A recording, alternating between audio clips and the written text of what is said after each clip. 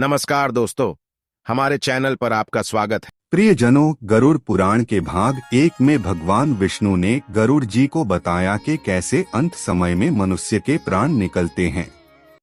भगवान विष्णु ने गरुड़ जी को कहा, हे गरुड़, मैं तुम्हें यम के मार्ग का ज्ञान देता हूँ। इसी मार्ग से पापी लोग यमलोक को प्राप्त करते हैं। इसका वर्णन अत्यंत भयानक है। जो मनुष्य उग्र स्वभाव के होते हैं, धन और मर्यादा का ज्ञान जिसमें नहीं है, जिनको संसार में मोह है, वो मनुष्य अपवित्र होते हैं और वही नरकलोक में जाते हैं। दानवीर मनुष्य मोक्ष को प्राप्त करते हैं और पापी लोग कष्ट पूर्वक यम की पीड़ा भोगते हुए नरक में जाते हैं।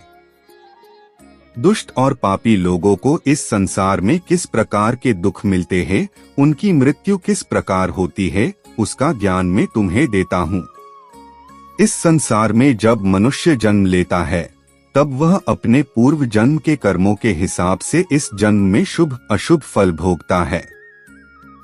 बुरे कर्मों के प्रभाव से व्यक्ति को रोग हो जाता है। परेशानियां और रोग से पीड़ित वह व्यक्ति निराश हो जाता है। व्यक्ति कितना भी बलवान हो, युवावस्था में उसके पत्नी पुत्र होने के बावजूद वह अचानक से भयभीत होने लगता है। काल उसको घेर लेता है।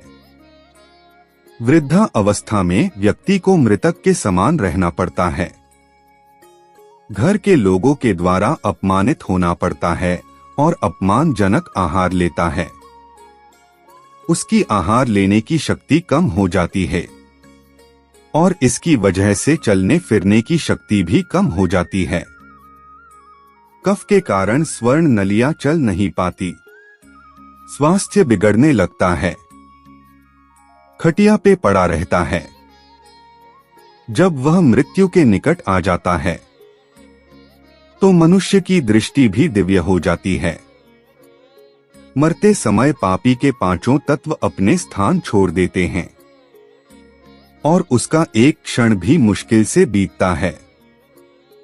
मनुष्य को इतनी पीड़ा होती है जितनी कई सौ बिच्छू के काटने से होती है। उस समय यमदूत अत्यंत क्रोधित होते हैं और उनके हाथ में पाश और दंड होता है और वह दांत को पिसते हैं। उनके मुख काले और नख विशाल होते हैं। उनको देखकर प्राणी भयभीत होकर मलमूत्र का त्याग करने लगता है। यमदूतों के भय से उसके मुंह से जाग और लार गिरने लगती है। ऐसी अवस्था में प्राणी अपने परिवार वालों को बताना चाहता है, लेकिन वह बोल नहीं पाता। ऐसी अवस्था में जीव शरीर से निकल जाता ही है। यमदूत उसे गले में रस्सी बांधकर ऐसे ले जाते हैं जैसे गुनहगार को सिपाही राजा के पास ले जाते हैं। इस प्रकार ले जाए जाते हुए उस जीव को यम के दूत तर्जना करके डराते हैं और नरकों के तीव्र भय का पुनः वर्णन करते हैं। यमदूत कहते हैं, रे दुष्ट, शीघ्र चल, तुम यमलोक जाओगे। आज तुम्हें हम सब कुंभीपाक आदि नरकों में शीघ्र ही ले जाएंगे। इस प्रकार यमदूतों की वाणी तथा बंधु बांधवों का रुदन सुनता हुआ वह जीव जोर से हाहाकार करके विलाप करता है और यमदूतों के द्वारा प्रताड़ित किया जाता है। वे यमदूत मनुष्य को मार्ग में नरक के भयानक दुख और तकलीफों के बारे में बताते हैं। यमदूतों की ऐसी कठोर वाणी को सुनता है और तड़पता है। भय से तड़पता वह मनुष्य अपने पापों को याद करते हुए उस मार्ग से जाता है। उस मार्ग में उसे खाने को खाना और पानी नहीं मिलता। सूर्य की तेज गर्मी में चलना पड़ता है। यमदूत उसे मार्ग में कोड़ों से मारता है और घसीट कर ले जाते हैं। इस प्रकार अत्यंत पीड़ा सहकर वह अंधकारमय यमलोक में पहुंच जाता है। वहां उसे उसके पापों का फल मिलता है। यमराज उसे घोर नरक की यातना देकर फिर से मनुष्य लोक में भेजते हैं।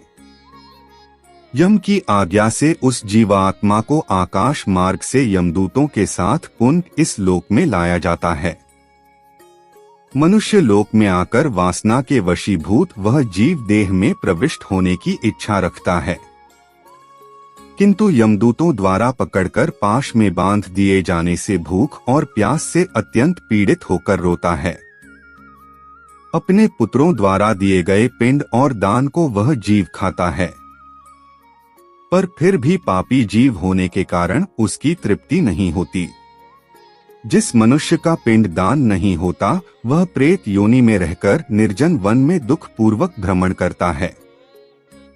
यम की यातना भोग बिना जीव को मनुष्य के रूप में जन्म नहीं मिलता और वह अन्य योनियों में भटकता रहता है।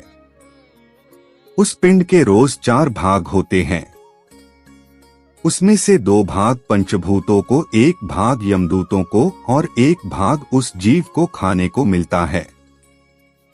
ऐसे 9 दिन तक पिंडदान होता है और वे खाते हैं।